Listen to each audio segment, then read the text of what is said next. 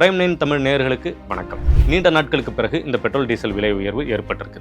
Petrol diesel விலை ஏறினா அது வெறும் வண்டி ஓட்டுறவங்களை மட்டும்தான் பாதிக்கும் அப்படின்னு நிறைய பேர் நினைச்சிட்டு இருக்காங்க. அதாவது டிரான்ஸ்போர்ட் மட்டுமே இதனால பாதிக்கப்படும் அப்படின்னு நினைக்கிறாங்க. இன்னொரு விஷயம், உங்க தட்டில் இருக்கிற சாப்பாட்டுல இருந்து நீங்க போடுற ட்ரெஸ் வரைக்கும், ஏன் எல்லா அத்தியாவசிய பொருட்களுடைய விலையும் இந்த பெட்ரோல் டீசல் விலையோட தான் சம்பந்தப்பட்டிருக்கு. சமீப காலமாக பெட்ரோல் டீசல் விலை ஏன் தாறுமாறாக ஏறுது, இதுக்கு பின்னாடி இருக்கிற அந்த 4 அதிர்ச்சிகரமான காரணங்கள் என்ன அப்படிங்கிறது தான் நம்ம இப்போ பார்க்க போகிறோம்.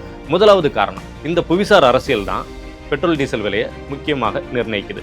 இந்தியா தனக்கு தேவையான கச்சா எண்ணெயில் சுமார் 85 விழுக்காடு வெளிநாடுகளில் இருந்து தான் இறக்குமதி செய்யுது.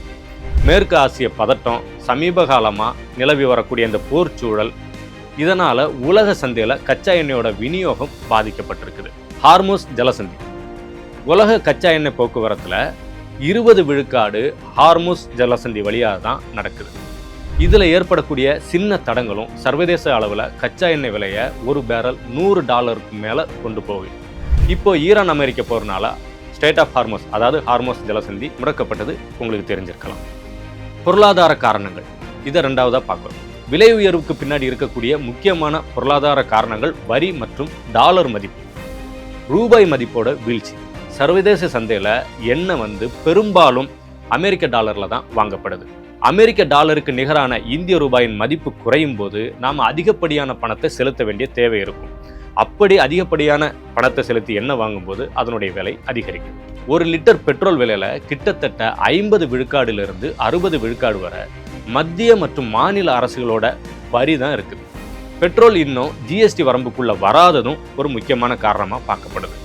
மூன்றாவதா, சமூக மற்றும் கலாச்சார தாக்கம், இதுவும் ஒரு முக்கியமான காரணம். விலை உயர்வு ஒரு சங்கிலி தொடர் விளைவை உருவாக்குது. பொருட்கள் விலை உயர்வு, லாரி வாடகை, காய்கறி மற்றும் வீட்டுக்கு தேவையான அத்தியாவசிய பொருட்களின் விலை, இது எல்லாமே ஒன்றோடு ஒன்று தொடர்புடையது. பெட்ரோல் டீசல் விலை ஏறும்போது இதனுடைய விலைகளும் உயரும். இது ஏழை மற்றும் நடுத்தர மக்களின் பட்ஜெட்டை தலைகீழாக மாற்றுது. கலாச்சார மாற்றம், அதிக பெட்ரோல் செலவு காரணமாக மக்கள் இப்போ பொது போக்குவரத்தை அதிக அளவில் பயன்படுத்த ஆரம்பிச்சிட்டாங்க. இன்னொரு பக்கம் எலக்ட்ரிக் வாகனங்கள், இவி மோட்டார் சைக்கிள்ஸ், இவி கார்ஸ், இதை நோக்கி வேகமாக மாற தொடங்கி இருக்காங்க. இது நம்ம ஊர் சாலைகளின் கலாச்சாரத்தையே மாற்றிக்கிட்டு இருக்கு. நான்காவதாக அரசியல் காரணங்கள். அரசியல் ரீதியாக பார்த்தா சர்வதேச சந்தையில் விலை உயர்ந்தாலும் தேர்தல் நேரங்களில் பெட்ரோல் டீசல் விலை உயராமல் பார்த்து கொள்ளப்படுகிறது. தேர்தல் முடிஞ்ச பிறகு எண்ணெய் நிறுவனங்கள் தங்களோட நஷ்டத்தை ஈடுகட்ட ஒரேடியாக விலையை ஏற்றுறாங்க. இது மக்கள் மத்தியில் பெரும் கொந்தளிப்பை உருவாக்குது. சுருக்கமாக சொல்லப்போனால் பெட்ரோல் விலை உயர்வு அப்படிங்கிறது வெறும் சர்வதேச பிரச்சனை மட்டுமில்லை, அது நம்ம உள்நாட்டு வரி மற்றும் நிர்வாக கொள்கையோடும் கலந்தது. இதற்கான தீர்வு மாற்று எரிசக்தியான சூரிய சக்தி, மின்சக்தி, இதையெல்லாம் நோக்கி நகர்றதுல இருக்குது.